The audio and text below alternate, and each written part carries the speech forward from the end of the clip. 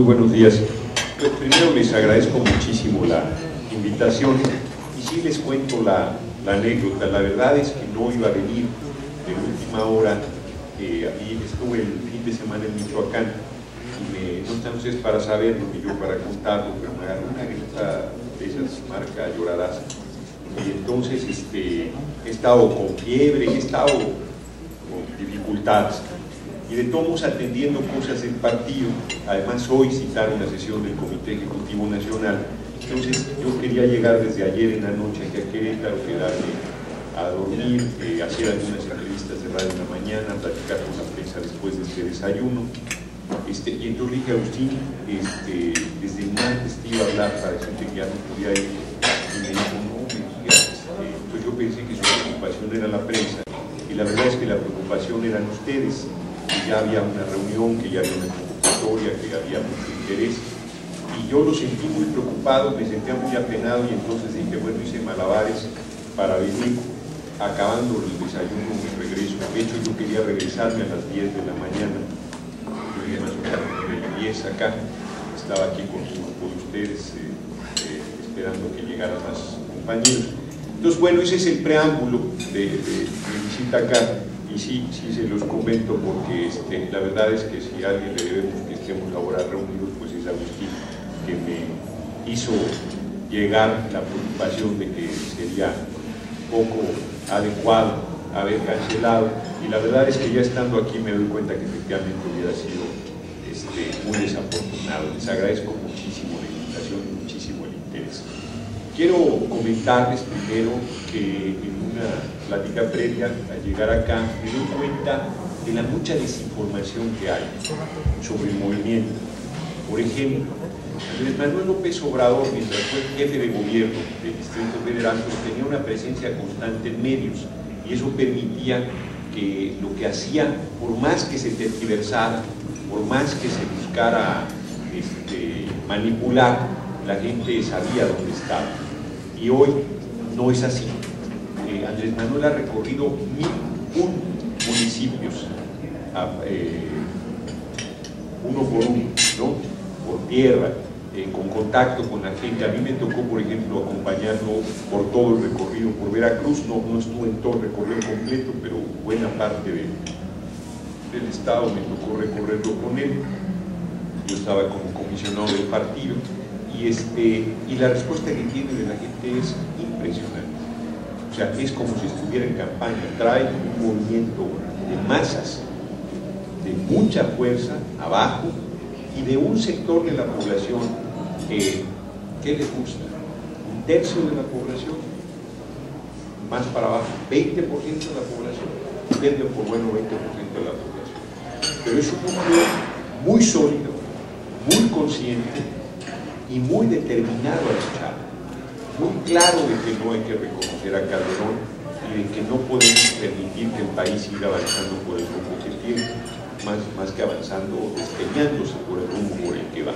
Entonces, él está en una condición de fuerza popular real, de contacto con la gente, y las reuniones son muy diversas. No les quiero decir que todas son masivas, pues hay municipios pequeños. Por ejemplo, se empeñó, el día 4 de noviembre había un evento en Puebla Ciudad, ahí estuvimos con él, nos asistió a todo el núcleo de dirección a que estuviéramos, y solo iba a ir a ese evento en Puebla Ciudad, pero en uno de sus recorridos por un municipio de la Sierra de Puebla, se había caído un desgajado, un cerro, no podía pasar, y entonces tuvo que posponer la visita y la hizo la mañana de ese domingo 4. ¿Por qué vale la pena el comentario de esto? Porque ahí había tenido 3 votos en la elección del año pasado, solo 3 votos, y decía, mi meta de credencialización en la presidencia legítima, de que se afilien a la presidencia, es de una persona. Dice, y esa persona se afilió porque el módulo alcanzó a pasar, ¿no? Y ya cuando iba a pasar se había desgajado el cerro y entonces ya teníamos por lo menos una persona credencializada, entonces ya estaba cubierta la meta y sin embargo fue, y por supuesto no fueron 3 personas al mismo, fue un grupo mayor, y él está reuniéndose igual con grupos de 100, de 50, de 200, de miles, dependiendo de la magnitud del municipio, y el intercambio pues es diferente. Me han tocado ver desde mítines masivos muy impresionantes hasta reuniones muy pequeñas donde la gente le hace preguntas directas y responde, y hay un intercambio que es poco común, porque regularmente las reuniones son muy masivas y no dan esta posibilidad. Entonces, ¿a qué quiero llegar con todo esto? A decirles que el movimiento está más vivo que nunca, que ahora sí que nadie está solo. Este es un movimiento de millones de hombres y mujeres libres como no se había dado hace mucho en el país, y es un capital muy importante que debe hacer que no nos desesperemos y que no pensemos que el asunto no va a ningún lado. Ahí está, y ahí está además porque nuestros adversarios son verdaderamente torpes, son verdaderamente obvios, pero sobre todo son contrarios a los intereses de la mayoría de la gente. Yo comentaba hace un momento cómo para la izquierda la regla, en nuestro país no existe la democracia. En nuestro país los procesos electorales desde su inicio han sido absolutamente viciados, desde que México es México como nación. Primero votaba solo un sector, el voto de las mujeres se dio hasta al 52, si mal no recuerdo. La manipulación y la compra de votos ha sido permanente, el corporativismo, el engaño, el aprovechar de la pobreza. Pero no solo esto, sino nosotros vimos el año pasado sectores con cierta formación académica, mínimo de preparatoria, muchos profesionistas, asustados por la campaña negra, ¿no? O sea, manipulados por la campaña sucia. Gente que uno pensaría que tiene criterio, que tiene formación, que tiene elementos para discernir cuando están engañando y cuando no, y que sin embargo se dejó ir por la ola de la campaña negra. Y yo les decía, miren lo que son las cosas. Todo lo que decían que iba a pasar con Andrés Manuel pasa con el cretino de Calderón. Todo. O sea, la economía de cabeza, el desempleo, los capitales preocupados, la inestabilidad total, el deterioro de las condiciones de vida. Lo que decían que iba a pasar con nosotros es lo que está pasando con Calderón, pero como película, ¿no? Y lo peor es que el tipo toma las decisiones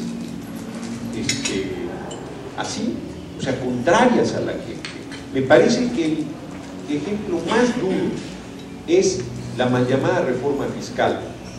La mal llamada reforma fiscal, que tiene dos grandes elementos: el de haberle aumentado el precio a la gasolina, que es un sinsentido, porque hasta la persona más elemental en nuestro país sabe que el aumento a la gasolina aumenta todo y que es un elemento inflacionario brutal para la economía nacional. Y nuevos impuestos a los sectores que votaron por Calderón, a los sectores medios, ¿no? El pago por los 25,000 pesos devolviendo en cada cuenta bancaria y un impuesto regresivo y una serie de cosas a las pequeñas y medianas empresas, que el año que entra, que estos empresarios pequeños y medianos empiecen a ver lo fabuloso que es su usurpador, van a decir, bueno, ¿por quién votamos? Porque son medidas totalmente contrarias, y son contrarias a la mayoría de la población también, porque a partir de enero va a haber un aumento constante en la gasolina durante año y medio que llegará hasta 5%, con efectos devastadores en la economía popular. Para quien tenga duda, en septiembre se acuerda el aumento a la gasolina, se acuerda instrumentarlo en octubre, y el puro anuncio del aumento a la gasolina generó una escalada brutal, ¿no? Yo fui a un programa de los partidos políticos donde los del PRI y el PAN decían, bueno, primero no tienen vergüenza, porque el PRI decía, el PAN decía, nosotros no estamos de